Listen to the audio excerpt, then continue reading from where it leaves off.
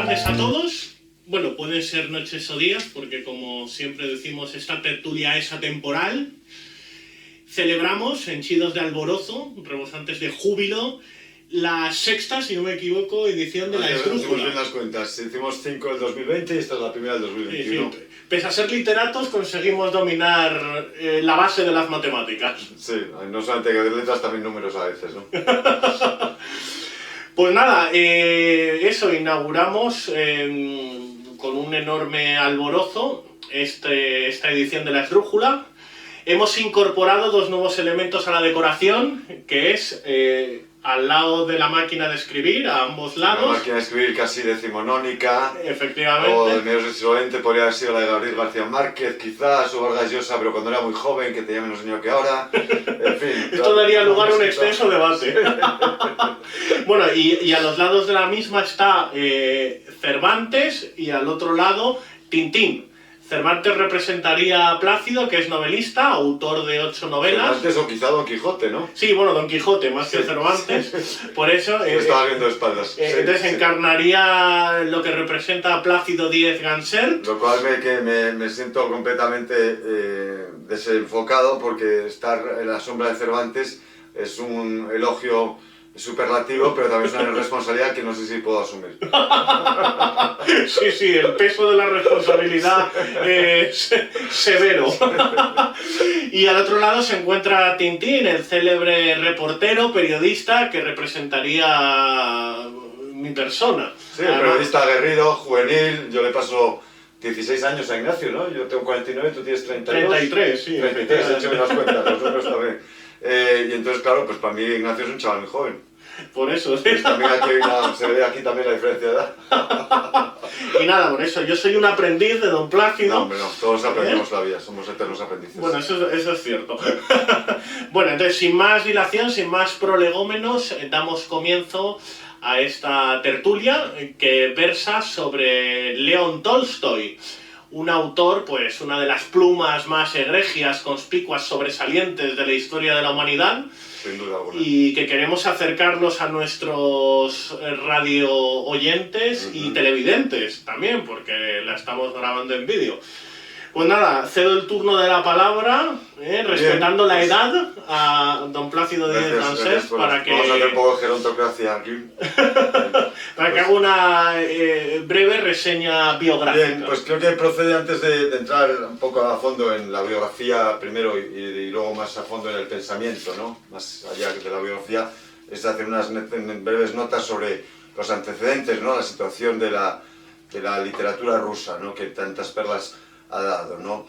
La literatura rusa empieza a incursionar en el siglo XVIII, cuando llega la Ilustración a Rusia, un poco más tarde que en la Europa occidental, pero ya con Pero Grande y sobre todo con Catalina ya empiezan a importarse, por llamarlo de alguna manera, pues intelectuales de Francia y de Alemania, y empiezan a llegar a Rusia, y de afuera hay una fusión cultural, ¿no? Todo esto realmente eclosiona en el siglo XIX, que es el auténtico siglo de oro de la literatura rusa, que tuvimos el siglo de oro español, ¿no? Sí, desde luego. El 17, pues ahí fue el 19. El 19. Sí. En la primera mitad fue sobre todo un siglo de oro poético, por supuesto, que llega al culmen con Pushkin, el gran padre de la poesía rusa. Y en la segunda mitad es más el mundo de la novela, ¿no? De la mano es más novelístico. Sí. Naturalmente hubo novelas en la primera mitad y también pues en la segunda, ¿no? Pero lo que brilló de una forma más sobresaliente fue Pushkin y otros grandes poetas en esta primera mitad del siglo XIX, repito, y en la segunda, pues sobre todo despuntando dos figuras carismáticas que son Dostoyevsky y Dostoyevsky. Por encima de todos los demás, ¿no? Pero bueno, también está Pasternak, está Turgeniev con el nihilismo, tienes a Gogol, que habla mucho de la épica de las guerras ucranianas. Sí, a pensadores de la talla de Leontiev también. Leontiev, por supuesto. En fin, es un siglo de oro, igual que en el siglo de oro español, pues a lo mejor, evidentemente, Cervantes siempre se pone mezclado por encima, pero tenemos a Góngora, tenemos a Lope de Vega, tenemos a Calderón de la Barca, es un ramillete, ¿no? O como los filósofos de Atenas, ¿no? Tenemos a Sócrates y a Platón, pero es una cúspide cultural sin par, ¿no? Y esto ocurrió en Rusia, en Moscú y sobre todo más en San Petersburgo, ¿no? Sí, o como puede suceder, por ejemplo, con la música en los años 80, el momento culmen del cumbre del pop. por supuesto, y de eso nos espera, ¿no? En los años 60, en los 50 fue más la canción de protesta, efectivamente, entonces esto ocurre con la novela y se pone a la cumbre no solamente rusa, sino mundial, ¿no? Porque a pesar que, bueno, pues, ellos beben siempre las fuentes del positivismo y sobre todo del realismo, que como sabemos en España tenemos a un súper cumbre que es Benito Pérez Galdós, Leopoldo Alascarín también, por supuesto. Me llama poderosamente la atención cómo influye la época en la genialidad y en el arte, ¿no? Siempre, porque somos criaturas de nuestro tiempo, Ignacio. Sí. Y todos tenemos una herencia cultural similar. Y por mucho que uno se quiera rebelar contra las costumbres de su tiempo, tiene un pie dentro del mismo. Claro, exactamente. Sí. Entonces todos vemos una filosofía común, unos parámetros culturales y entonces claro, pues la época condiciona muchísimo, ¿no? Sí, no determina, pero condiciona, ¿no? Muy bien precisado. Estoy totalmente de acuerdo. Entonces, bueno, lo que predominaba en Europa en ese momento era el realismo para romper el positivismo y el romanticismo anterior, ¿no? Entonces lo que se pretendía era desmenuzar... El romanticismo anterior, pero muy próximo. Una generación antes, y no del todo extinto. Bueno, el positivismo tampoco convergen, de hecho hasta cohabitan, pero bueno, digamos que una generación más tarde, pues la literatura realista eclipsa a la romántica, ¿no? Sí, digamos que el realismo es posterior. Sí, es un poco 20, 30 años más tarde, ¿no? El romanticismo pues es Víctor Hugo, Goethe, 1830, 1840, y esto es más la segunda mitad del siglo. Sobre todo Balzac, Galdós, como decía antes, y luego, pues por supuesto, del propio Tolstoy, ¿no? Llegando a las postrimerías del siglo XIX. Exactamente. Y luego ya en España, por ejemplo, pues eclipsan el naturalismo, que ya es Emilia Pardo Bazán, donde todavía ya llegan tanto al puntillismo que ya luego se rompe con las vanguardias, ¿no? Que se llega a una meticulosidad, a mi juicio, extrema. Yo estoy de acuerdo. Lo que pasa es que, claro, cuando está bien narrada, si has leído Los Pazos de Ulloa, la novela gallega por excelencia, pues también es sobrecogedora, ¿no? Pero bueno, también son cuestiones de afinidades y corrientes, efectivamente. Exactamente. Entonces, bueno, pues Tolstoy nace en todo este magma de eclosión cultural. Es un hombre de familia aristocrática, era conde su padre, era el título. Y hijo de la princesa de Volkonsky. Exactamente, hijo de princesa también. También hay que decir que en Rusia había muchas princesas, no es como aquí... Claro, sí, que no... Sí, es como en Alemania, que hay 200 princesas, ¿no? Claro, sí, o un príncipe italiano, ¿no? Exactamente, bueno, pero vamos, un título muy relevante. Muy relevante. Sí, pero no era sangre real, que hemos dicho que no son las infantas, ni Felipe VI antes de la abdicación de Don Juan Carlos. Con la ley sálica solamente puede haber un príncipe en España, en Rusia puede haber 20 príncipes, ¿no? Sí, en Alemania también hay muchos príncipes. Por eso, ¿no? Que es lo correspondiente en España pues a un duque, marqués o conde, vamos, sobre todo duque. Sí, exactamente. Bueno, pues estaba en la jerarquía alta de la aristocracia, una aristocracia más no estaba empobrecida, una aristocracia rica. Naturalmente pues tuvo buenos preceptores, fueron los colegios, pero esa circunstancia de que fue un pésimo estudiante, ¿verdad? Esto lo hemos visto. Sí, es un intelectual mayúsculo e insondable, pero de pésimas notas, tal y como reflejan las fuentes, no de malas, sino de pésimas. Sí. Lo cual nos lleva a hacer una pequeña reflexión, ¿no? Porque Tolstoy empecé a estudiar letras en la universidad y luego cambié y estudié Derecho. Ambas las hace fatal, y en el colegio también. Te digo, bueno, pues a lo mejor no le gustaba el derecho y fue muy mal estudiante, pero ya que en el propio colegio, que las propias humanidades, las letras, ¿no? Entonces, sí, tampoco destacase. Sí, con el micrófono cerrado tenías una teoría que es interesante al respecto, que a lo mejor lo puedes compartir. Bueno, sí, tenía dos teorías. Sí. Una, que alguien excesivamente autodidacta, el hecho de que de que le instruyan o le enseñen otros, que se tengan que ceñir al programa taxativo, tajante y esquemático, pues ese espíritu autodidacta y rebelde genera náusea en las personas que llevan pues el autodidactismo al colmo de la exageración. Sí. No, pero luego más apuntabas antes otra cosa, que decías que estas personas tan intelectualmente tan descabelladas, tan potentes, no necesitan alimentar el ego con unos buenos rendimientos escolares, ¿no? Efectivamente. Eso es algo que tú me has dicho. Sí, eso te lo he dicho justo antes de comenzar la tertulia, departiendo sobre esta cuestión. No tienen que justificar su ego con un esfuerzo muy potente porque lo llevan dentro. Claro, no tienen que acrecentar su autoestima con buenas notas o con logros profesionales porque ellos ya son tan sabios, tan inteligentes, pues eso, que no necesitan... Tienen un crecimiento espiritual tan potente y cultural que no precisan del marchamo de... Claro, no necesitan regar su ego, su autoestima con esos logros. Y sobre todo son estos ricos que no tienen que buscar trabajo después, ¿no? Claro, eso también influye decisivamente. Sí, sí. No, y de hecho, pues le dieron las calificaciones, pues al parecer porque por su rango aristocrático alto, pues con los preceptores deberían hacer un apaño, ¿no? Para que le Sí, aprobaran la eso, carrera, ¿no? eso comentan las fuentes, sí, justo. sí. Entonces es llamativo, ¿no? Pues lo hemos llamado, lo hemos sacado a colación, ¿no? Y luego, bueno, más tarde se hace suboficial en el ejército ruso.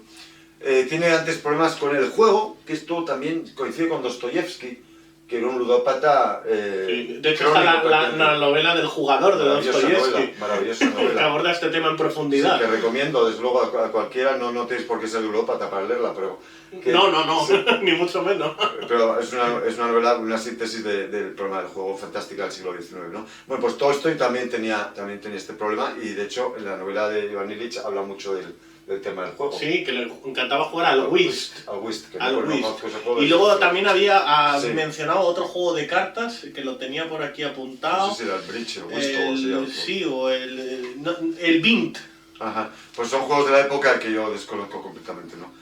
Y bueno, en Inglaterra se juega mucho al Bridge, a juego, no, desconozco esto. Bueno, entonces tuvo estos problemas de ludopatía, luego se mete como suboficial. Termina la guerra, que los rusos pierden contra los franceses con los ingleses en Sebastopol, en el cerco de Sebastopol, sí.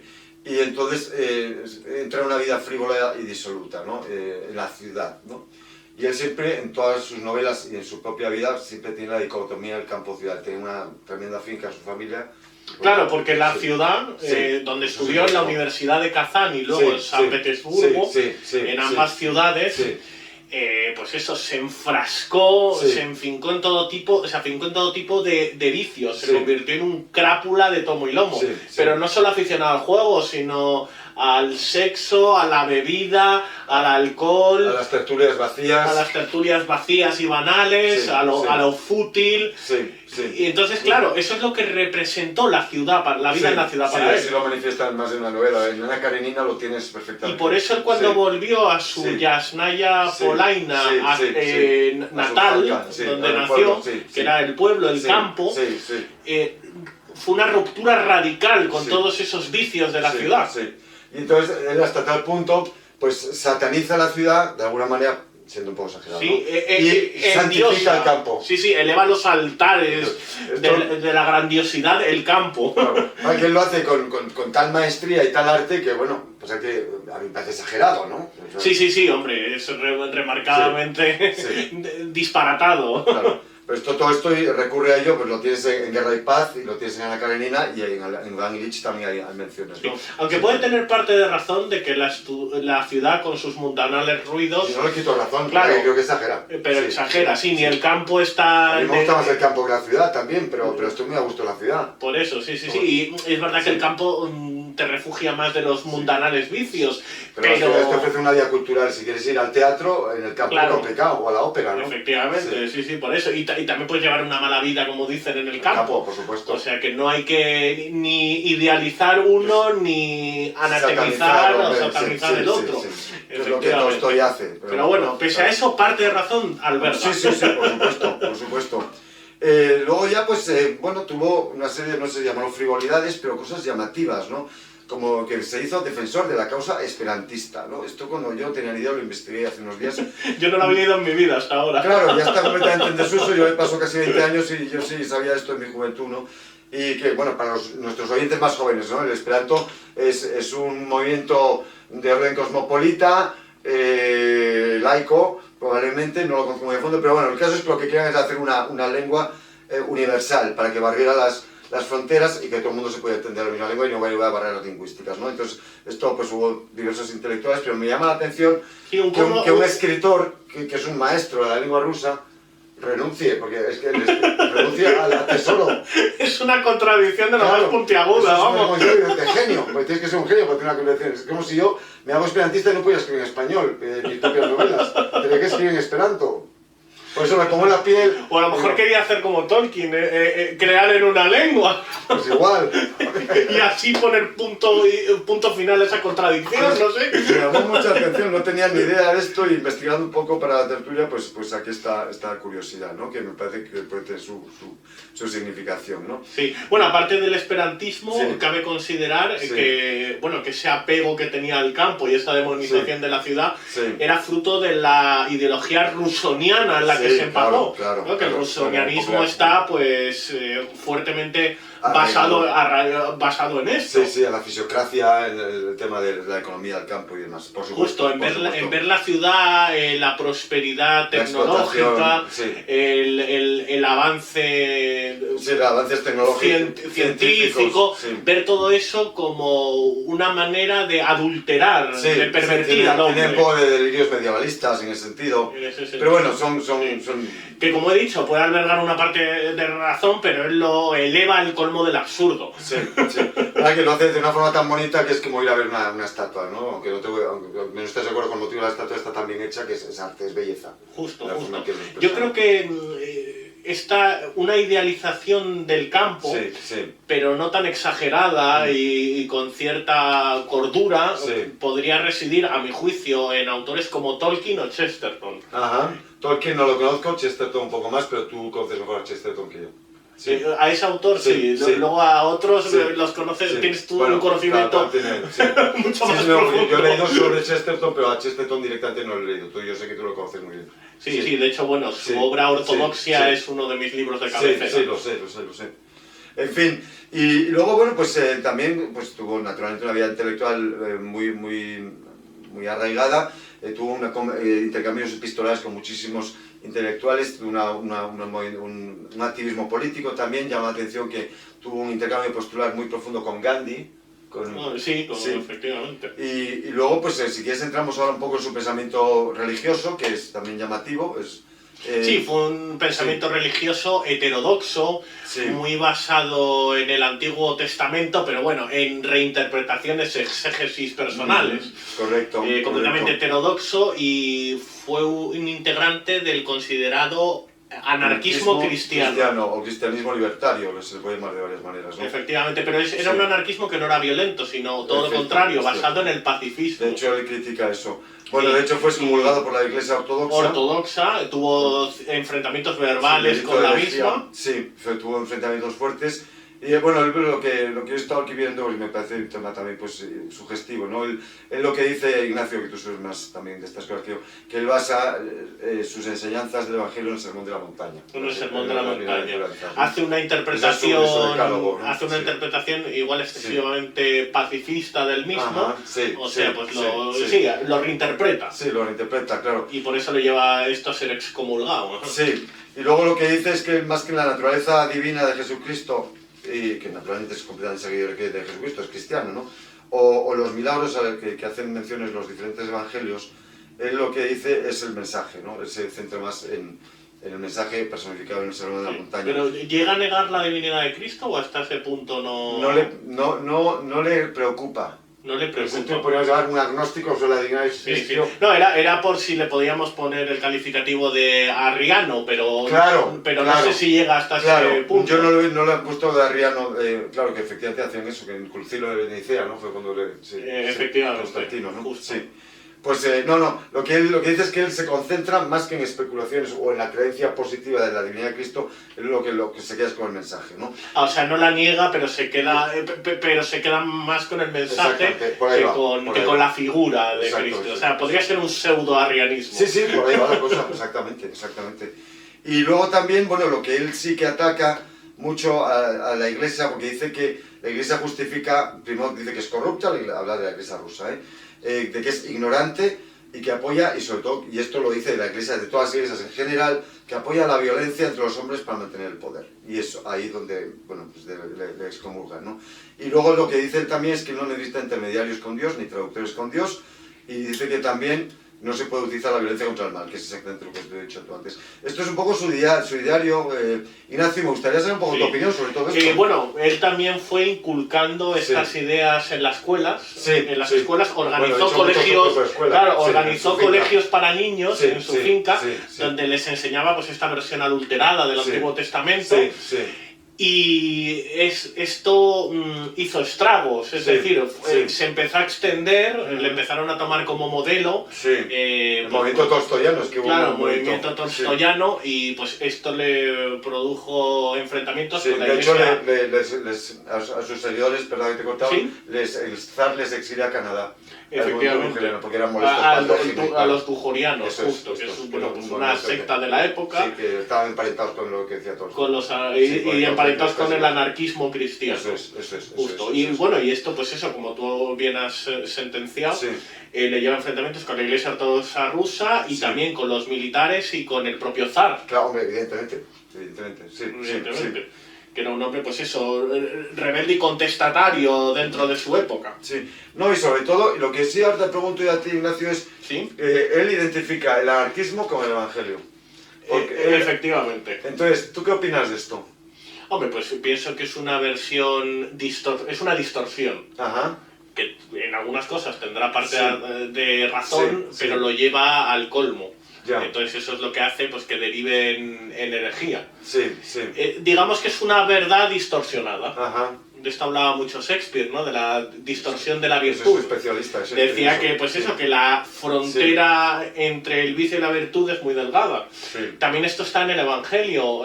Se habla de la parábola del ¿cómo era? Que me estoy liando. Del trigo y la cizaña. Donde el trigo pues es el bien, pero la cizaña crece muy cerca del mismo.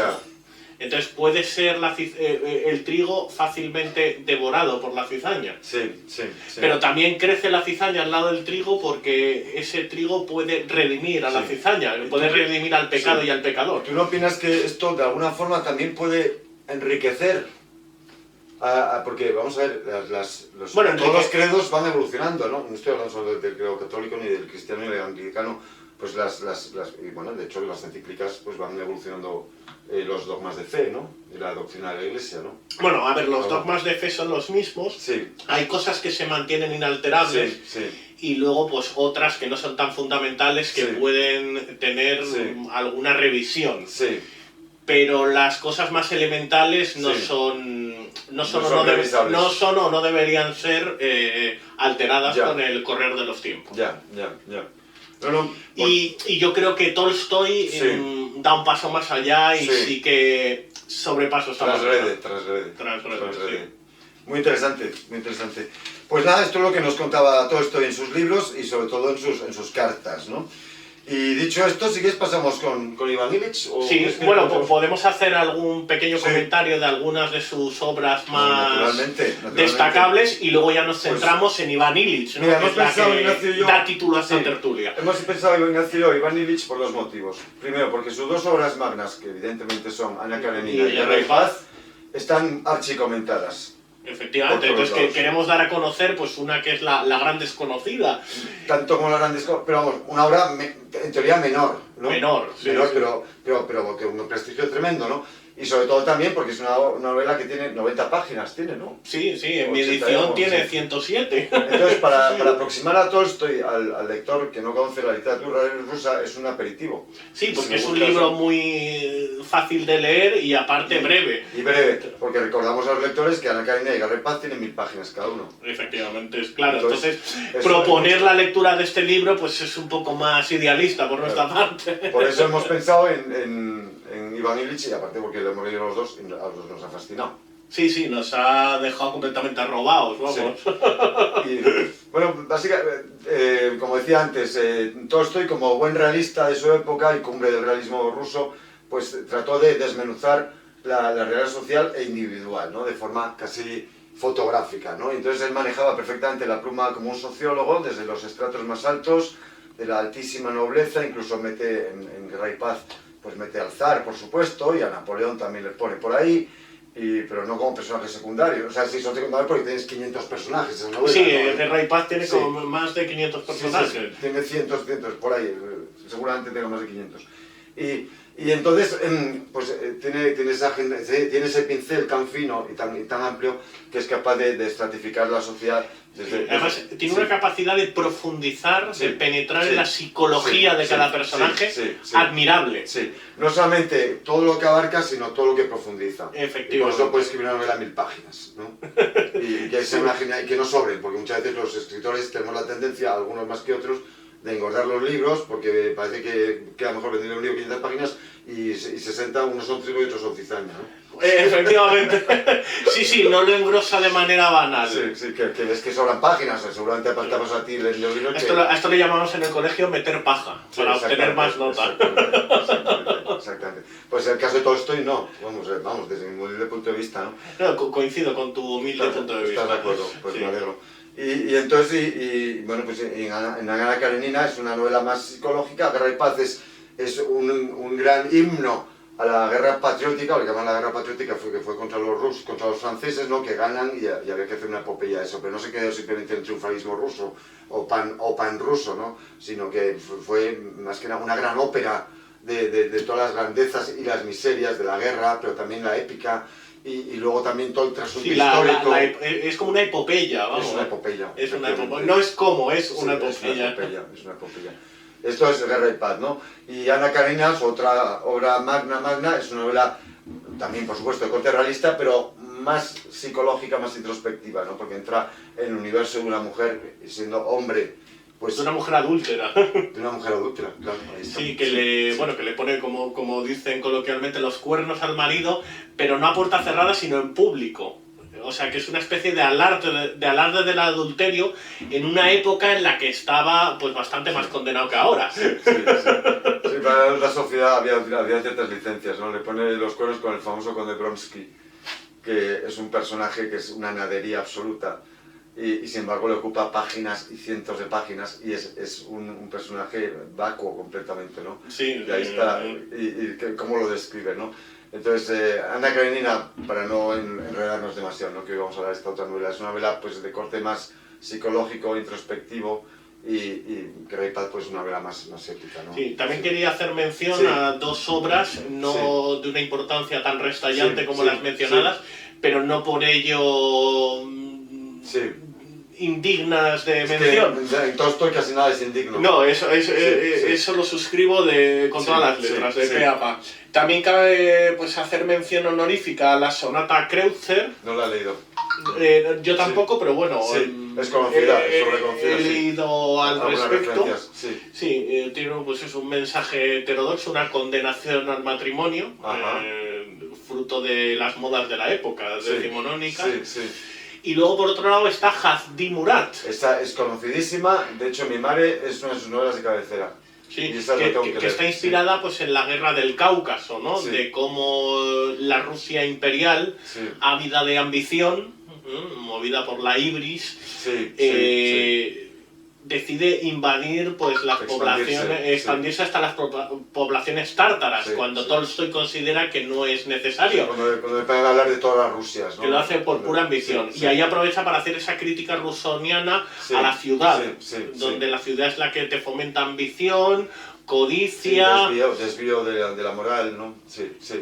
Efectivamente, ahí aprovecha para hacer una acerba crítica a los vicios de la ciudad, de corte pues, rusoniana, como es indicado.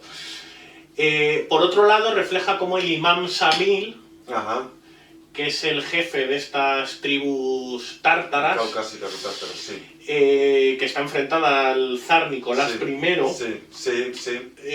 Pues de Imam Samil también incorpora una visión realista, porque él es defensor de los tártaros, pero pone a caer de un burro al Imam Samil, que es el líder, el jerarca de estas tribus. Y representa, pues eso, de un modo bastante realista, como he señalado, que un líder que vive en el mundo rural es igual de corruptible que un Ya, o que, sea, que que no uno se- que reside en la Sí, ciudad. que no se enroca tampoco del Por eso. todo, ¿no? Y ahí de forma, no sé si consciente o inconsciente, Sí, rompe un poco con su excesivo rusonianismo. sí, sí. Hombre, pues puede beber de esas fuentes y luego él mismo puede superarlas. Claro, también, porque al ¿no? final Y luego puede volver a contradecirse también. claro. Es que el andar de un literato también... es capaz de ver la paja en su propio Sí, ojo, lo que es digamos. comunismo, luego se hace capitalista, luego se hace cristiano, después se hace masón, luego se sale y luego se hace... Pues, que los hay de todos los colores, ¿no? Sí, no, hay gente, pues eso, de Sí. una manera de pensar Sí. bastante tornadiza, Sí, oscilante. dúctil, sí, exactamente. Pues sí, está Harney, yo le tengo muchas ganas de Sí, verla, sí, lo tengo aquí en la misma edición Sí. que La muerte de Iván Ilich. Bueno, tras esta introducción, pues vamos a adentrarnos hasta las marismas, vamos a hacer una cirugía completa de La muerte de Iván Ilich. Muy bien, ¿quieres resumirla tú? ¿Quieres que la resuma yo? ¿La resumas tú? Bueno, pues si me concedes el Por honor y favor. el privilegio de hacerlo, Adelante, estás en tu casa. yo hago uso del micrófono, espero hacerlo a la altura de mi No, hombre, vamos. contertulio.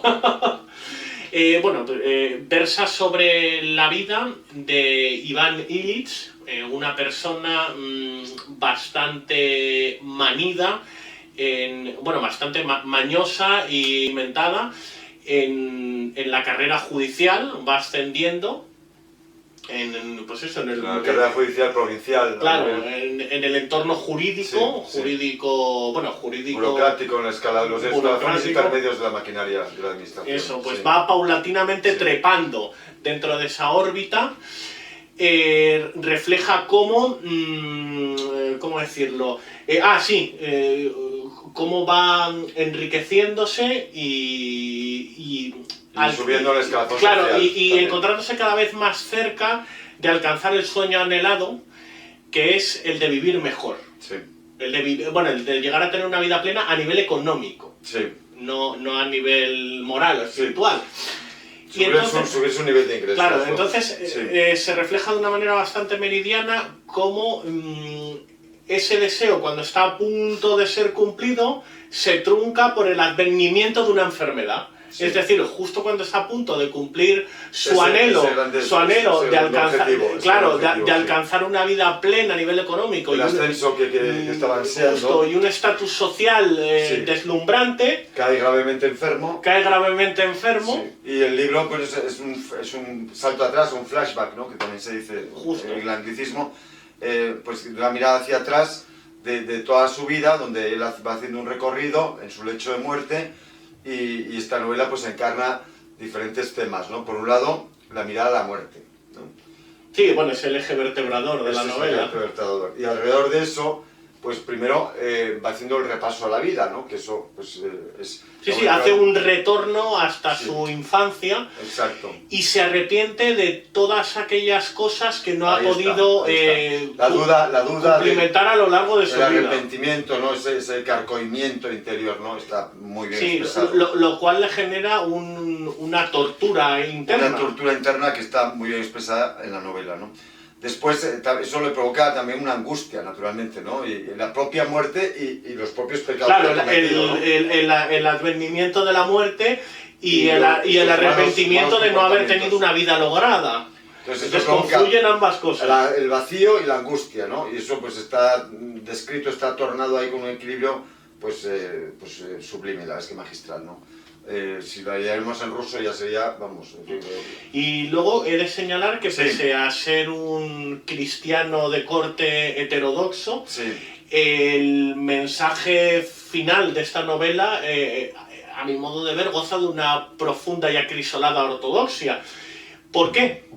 Porque en el momento en el que se confiesa y recibe la comunión, Sí, sí. alentado por su mujer, sí. desaparecen esas preocupaciones Sí, su encuentro con Dios. Sí. de ese arrepentimiento con el pasado que no ha podido lograr, Sí, sí. y al mismo tiempo le quita ese pánico a la muerte, le quita el horror vacui ante la muerte. Encuentra el descanso en la confesión. en la confesión, Sí, justo, así, justo. así se escribe. Pero Sí. eso, cómo esa pesadumbre por no haber alcanzado una vida lograda desde una perspectiva moral, ¿no? En Sí. términos de probidad Sí. y de ejemplaridad, Sí, sí. y el hecho de la angustia que le produce Sí, la muerte, ese sí. horror vacui, cómo esas dos cosas se Lo cual desvanecen. nos hace pensar que todo este siendo cristiano libertario, por lo visto en los sacramentos sigue Sí debía creer, sí. o por lo menos en su personaje, vamos. Efectivamente. Así está pintado. Sí, en la de hecho, novela. quería leer la frase con la que termina este libro, Sí, por favor. sí, que reza así. Este es el fin de la muerte. La muerte ya no existe. Como esa angustia ante el hecho de morir y Sí. desaparecer se desvanece, Es ¿no? una frase muy nihilista, eso viene de Turgeniev también, ¿no? De la muerte como nada, ¿no? Que la nada lo invade todo, ¿no? Ni siquiera la propia nada existe, ¿no? Pues, sí, De hecho, forma muy claro, literaria, ¿no? aquí lo que no sé es cuál es la interpretación que hay que hacer, porque es un hombre también abierto al misterio. La que tú has hecho, la nihilista, Sí. o si está diciendo que la muerte no existe porque se ha confesado, ha recibido la comunión y eterna, ¿no? claro, y ya piensa Claro. que se ha liberado de las garras del infierno. Entonces, o a lo mejor es una mezcla de ambas cosas. También. Hombre, es lo bonito de la literatura, que eso queda a gusto del lector. Justo, Que sí, cada sí, cual sí. lo puede ver a su manera. Sí, de hecho los novelistas son muy abiertos al misterio y a ser reinterpretados. Pues es bonito, ¿no? Invitar al pensamiento, ¿no? Sí, justo. Y al debate también, eso siempre va a ser algo enriquecedor, ¿no? Y también pues lo que está inherente en toda la novela de una forma absolutamente manifiesta es la mordaz crítica social que hace. Sí. En torno a toda la parentela que aparece por allí y a los compañeros de trabajo. Sí, es un realismo de corte agresivo. Irónico, la hipocresía extrema. ¿no? Extrema, sí, sí. Empezando por su mujer, ¿no? Que está pendiente si va a recibir una remuneración cuando muera o no la va a tener, porque tiene que preguntar a los compañeros porque ella es legal en derecho y se pone a indagar. Lo que más le preocupa es cómo va a vivir ella cuando se muera el enfermo. A ver, es un realismo en hipérbole, es decir, Sí. que a veces yo creo que es un realismo que deriva, bueno, Sí, como sí. muchos pensadores realistas, Sí. en pesimismo. A mí me recuerda un poco a Goya, sobre todo en sus épocas negras. Sí, Cuando, sí. que es Eso es realista una buena con esas comparación, ¿no? Bueno, se me ocurre, ¿no? Sí, es un es símil bastante absolutamente atinado. atroz, pero sigue siendo realista, ¿no? De alguna manera, ¿no? No es abstracto ni es nihilista, ¿no? Entonces, eso me llama mucho la atención, ¿no? Como radiografía toda esa maquinaria burocrática, social, completamente deshumanizada, ¿no? El único que está pendiente de él es su mayordomo, Gerasim, que es el que se salva. Gerasim, sí. En la De hecho, es novela, curioso porque la novela empieza con Sí. el final de la misma. Sí, hace un vuelco hacia atrás. Sí. Bueno, hace un vuelco hacia atrás, pero Sí. luego empieza y ya Ya hay un hilo conductor, y ya hay un sí, hilo conductor normal, convencional, por lo menos. Pero eso comienza como están todos en el entierro ante la figura de Iván Ilich, pues ante el cadáver. Y como todos, en vez de estar pues derramando lágrimas por su fallecimiento, están todos haciendo corrillos. Están todos chismorreando o haciendo cálculos de cómo sacar tajada de la situación. Bueno, sobre todo sus compañeros de carrera judicial están viendo que cómo les va a afectar en el descalabro. Claro, de cómo van a cubrir la vacante que él... Entonces, claro, pues está tocando las dos ramas más importantes del entramado social, que es la familia y el sistema, el Estado, ¿no? En este caso es una encarnación del Estado, ¿no? El aparato judicial, ¿no? Y entonces le está tomando dos columnas muy delicadas, ¿no? Y también muestra cómo su mujer le consulta a uno de sus íntimos amigos, como Praskovia Odorovna, le pregunta, ¿cómo se llama este? Piotr,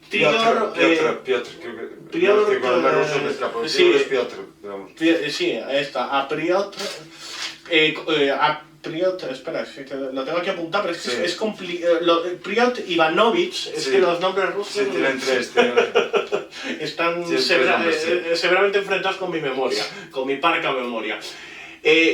Cómo le hace consultas sobre su porvenir económico, cuando lo que debería estar pensando pues es en cuidar al difunto, sí, cuidar al enfermo. Y en rendirle honras fúnebres. Sí, sí. Luego la hipocresía cuando se acercan al propio moribundo, ¿no? Los mensajes que le van dando los personajes, ¿no? Sí. Es un falso paternalismo, ¿no? Es demoledor, ¿no? Es demoledor completamente, ¿no? Y cómo va reaccionando él.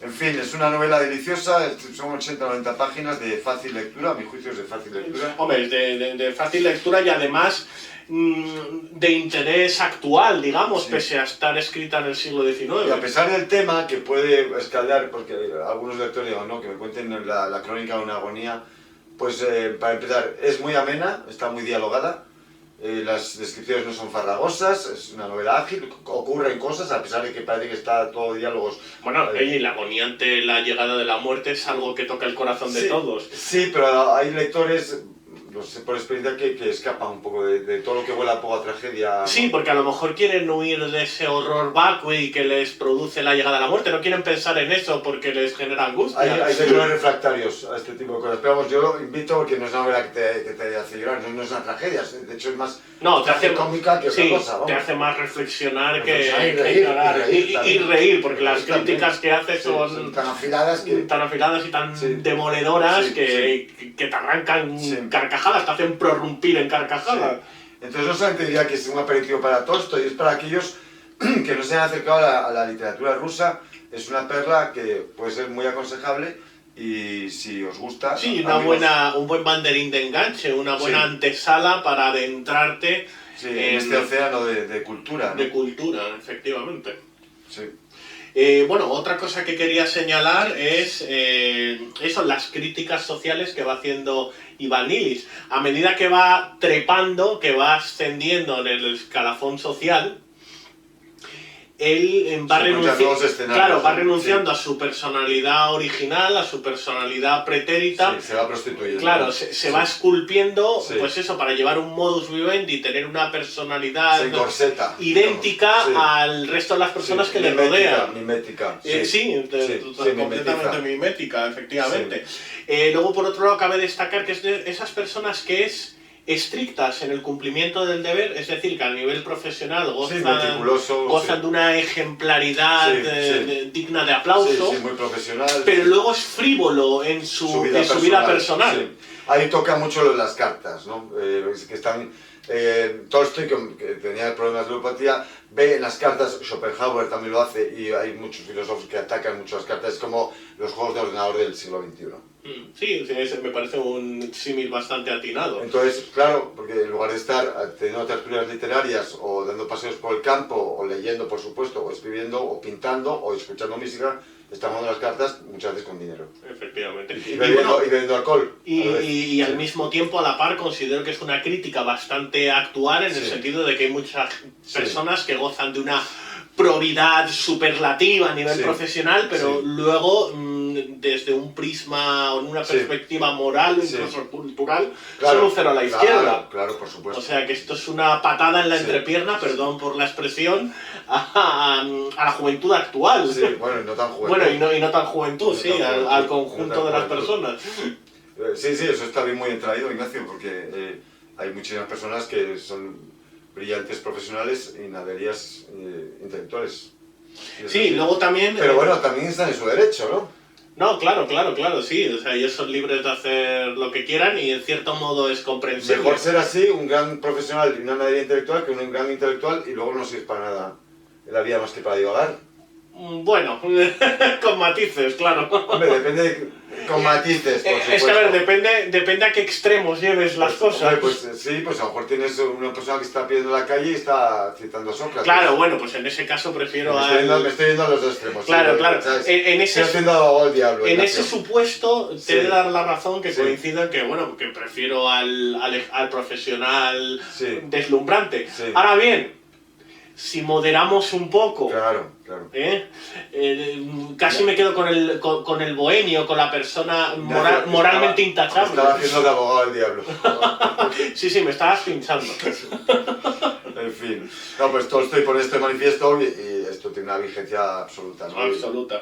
Y nada, bueno, más cosas que quería traer a colación es que, por ejemplo, vio mal cosas que hizo en la universidad Iván Illich, lo cual también lo Garza. podríamos engarzar o entroncar Sí. con la personalidad La biografía de del Tolstoy, Sí. efectivamente, con sus andanzas y corredurías Sí, en la sí. universidad.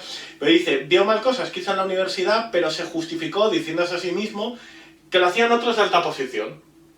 La típica excusa de, bueno, es que lo hacen los demás. Ese es el efecto de rebaño que está estudiando en sociología. Si lo hacen los demás, estamos en rebaño y estamos todos calentitos. Estamos exculpados, Sí, sí, efectivamente. sí. Luego, bueno, pues también mencionar o repetir que era un jugador adicto al whist y al bint. También subrayar su descontento con el gobierno, su liberalismo moderado y su carácter ilustrado y cosmopolita. Como es una persona de alta posición, Ilustrada, además. claro, pero que en vez... Un hombre notable. Era un hombre notable. Claro, pero que en vez de empaparse Sí. de los valores tradicionales, Sí. se vuelve un poco más, digamos, de la burguesía snob. Bueno, claro, es que la maquinaria le envenena. Era un hombre pues, que tenía habilidades notables, una persona trabajadora, una persona amante de la ilustración, Justo.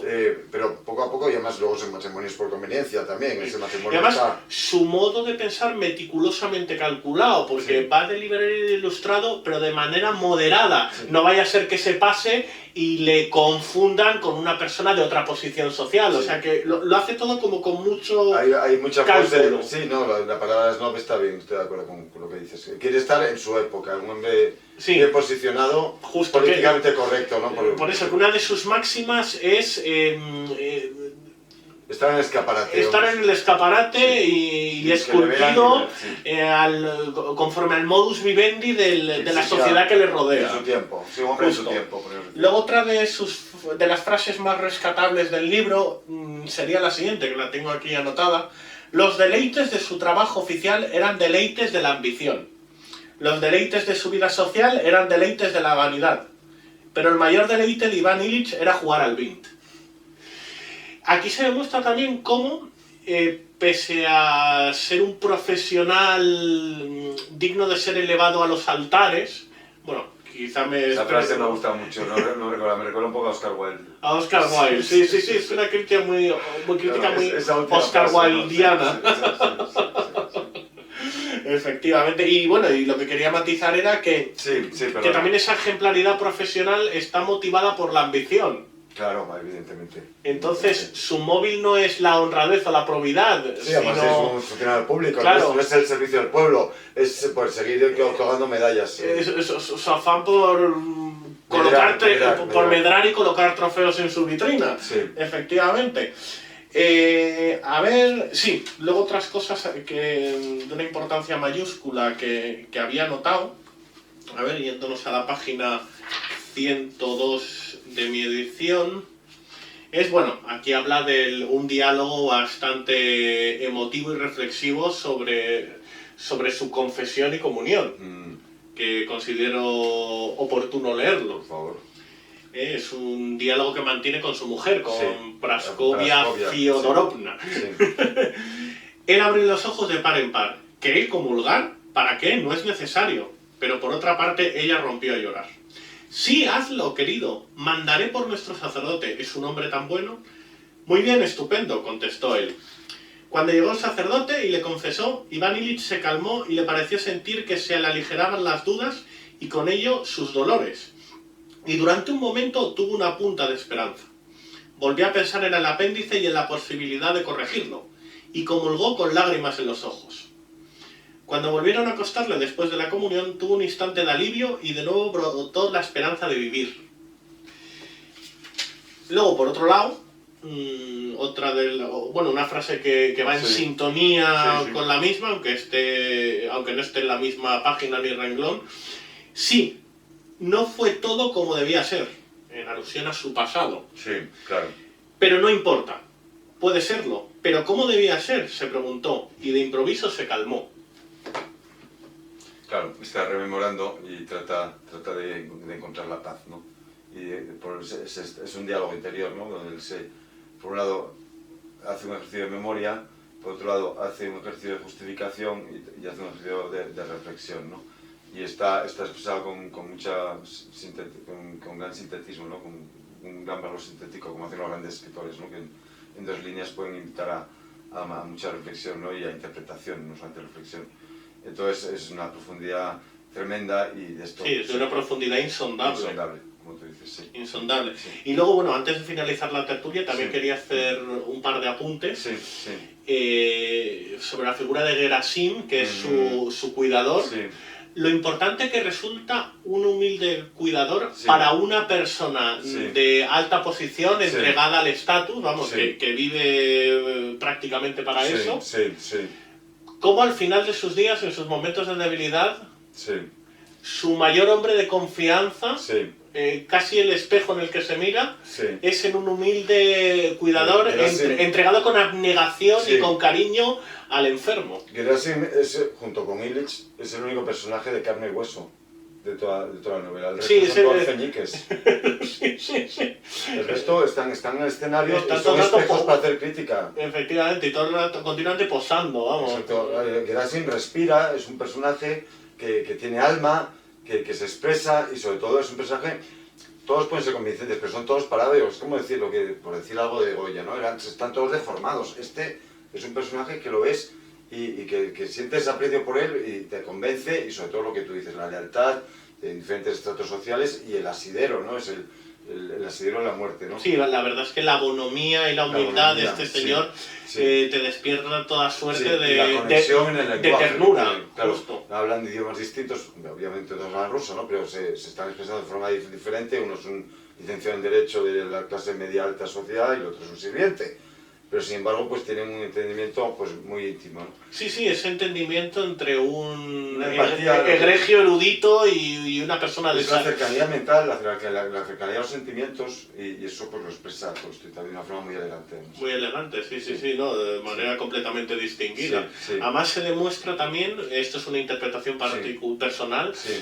la sabiduría popular que atesora Sí, Gerasim, claro. ¿no? Pese a no haber tenido una formación tan Bueno, brillante como Mario la de Lobo, Iván época, Illich. pues que sabría leer como mucho, vamos. Sí, sí, sí, es que era capaz En de el pueblo, hacerlo, a lo mejor vamos. le habían, pero vamos que no, obviamente no podía tener estudios, un mayordomo en aquella época. Por pues, eso. Era rarísimo. Sí, y luego Sí, no, es muy bonito. Esos diálogos son muy bonitos. un último apunte Sí. que tenía aquí en el tintero y que Sí, lo quiero sí. mostrar antes Sí. de cerrar el telón Sí. de esta conversación. Sí. Está aquí en la página 52 de mi edición. 52 de mi edición. A ver. Pues me he debido confundir porque no es la 52. A ver. Ah, sí, es la 52. Sí, refleja una actitud de su mujer, de la mujer Sí, Iván sí, Illich, de sí. Praskovia Sí. Feodorovna, y el fragmento reza así: empezó a compadecerse de sí misma, y cuanto más se compadecía, más odiaba a su marido. Algo bastante realista, ¿no? De muchas personas que son muy dadas a compadecerse de sí mismas, Sí. a expensas de criminalizar a los de su alrededor. Ahí, desde mi humilde punto de vista, Tolstói está parodiando los matrimonios de conveniencia. ¿No? Sí, sí. Que debían ser, yo no vivía en el siglo XIX, pero debían ser muy frecuentes. Sí, porque en otro de los fragmentos que tengo aquí anotado dice Tolstói a su mujer, Sí. con un temperamento Sí. hosco: Sí. vete de aquí, déjame en paz. Claro. Después de estar ella facilitándole cuidados Sí, en su sí. enfermedad. Sí, sí. Pero ahí, o por decirlo de una forma más amplia, todos los matrimonios que no son por amor. Eso es lo que critica Tolstói de una forma manifiesta, Sí. casi teatral. Parece una Como escena dirían ahora, de postureo. de postureo. Sí, la terminología se le puede llamar de mil formas. De hecho, ¿no? Sí. para ver lo crudo y descarnado que es, Sí. voy a continuar con la lectura Sí, de sí, este por favor. renglón. Sí. Y empezó a desear que muriera, a la vez que no quería su muerte porque en tal caso cesaría su sueldo. Se consideraba terriblemente desgraciada porque ni siquiera la muerte de él podía salvarla. A ver, esto ya está expresado en un tono tragicómico. Sí, sí, Porque bueno, sí. hasta el punto de anhelar la muerte de alguien, creo que es algo bastante tétrico. O sea que ahí también abordabas Sí, tú con mucho tino. Pero ocurre. Pero también. ocurre, sí. Pero bueno, que también está dentro de la comicidad. Ahí Tolstói parece que está haciendo el psiquiatra, ¿no? Y está pues, analizando un poco todos estos pensamientos contradictorios que a veces puede llegar a lo cómico, pero bueno, ahí está y desde luego pues puede ser verosímil también, ¿eh? Sí, sí, sí. Puede llegar a ser los... Puede llegar a serlo por desdicha, Sí. por Claro, desventura. claro. Por eso, y bueno, ¿querías hacer tú algún Pues nada más que fue un tradicional? Que la leí hace un par de años, la he vuelto a ojear estos días y desde luego pues es un deleite siempre volver a Tolstoy, primero por el lenguaje que maneja y eso que lo hemos traducido, ¿no? Yo desgraciadamente no lo ruso, yo no sé si todo lo ruso o no. Pues de momento no, y no sé si me embarcaré en tamaña batalla. Cuando leemos hay novelas muy bien traducidas, desde luego la edición que he leído, tengo que darle enhorabuena al traductor, que no le puedo citar ahora mismo, que no lo tengo delante, porque fue un gusto, y luego pues volver siempre a la literatura rusa, que a mí siempre he tenido predilección por ella desde hace muchísimos años por muchos motivos, ¿no? Sobre todo Hombre, por la forma... es deliciosa. Sí, y lo turbulenta que es. Sí. Bueno, de hecho a veces igual es demasiado descarnada, a mi juicio. Por supuesto. O sea, te No, puede llegar a deprimir. Sí, pero el viaje hacia la depresión es enriquecedor en Es cualquier enriquecedor, caso, ¿no? sí. O sea que yo más quiero agradecer a Ignacio, que fue él que me propuso la idea de traer a Tolstoy a la esdrújula Sí. Bueno, y tú quien me recomendaste hace más de un año la lectura de Ivan Illich. Es verdad. La leí por recomendación tuya. Gracias por traerla a colación. Sí, yo la leí hace más de años, sí, pues os la recomendé. Y nada más, esperamos veros pronto, vamos a dar un par de vueltas a ver con qué nos destapamos la próxima vez, a lo mejor quizá alguna entrevista o ya... Sí, bueno, tenemos a la vista una entrevista, no una revista. Sí. Bueno, aún por confirmar, Sí, sobre tu última novela publicada, que es El Reencuentro. Entonces ya os confirmaremos a todos y muchísimas gracias por haber compartido con nosotros este tiempo de televisión y de radio. Y gracias a ti. Bueno, y también cabe considerar que El Reencuentro, al igual que el resto de tus novelas, es realista. Sí. Haciendo gala y honor a Tolstoy y Dostoyevsky. Heredero de estos titanes. Por ejemplo, si en Francia entre los realistas están Balzac, Stendhal o Flaubert, y Zola, en España Leopoldo Arias Clarín y Galdós, por supuesto. Benito Pérez Galdós, y a ver si Plácido Díez Ganser se hace un hueco entre los ilustres. Bueno, pues eso sería mi sueño. Sí, eso sería un sueño muy grande. Un deseo de lo más onírico. Desde luego. Muy bien. Pues nada, tras esta conclusión damos por finalizada la emisión de este programa, que cada vez va cautivando, encandilando a un mayor número de radioyentes o de televidentes. Y bueno, dicho esto, buenas tardes, buenas noches o buenos días, porque como siempre puntualizamos, esta tertulia es atemporal. Pues nada, cerramos el telón de forma metafórica con Cervantes, con el Quijote y con Tintín. Y con Tintín, como representación de la personalidad y las inquietudes de los tertulianos presentes. Adiós a todos y gracias. Hasta pronto. Hasta pronto.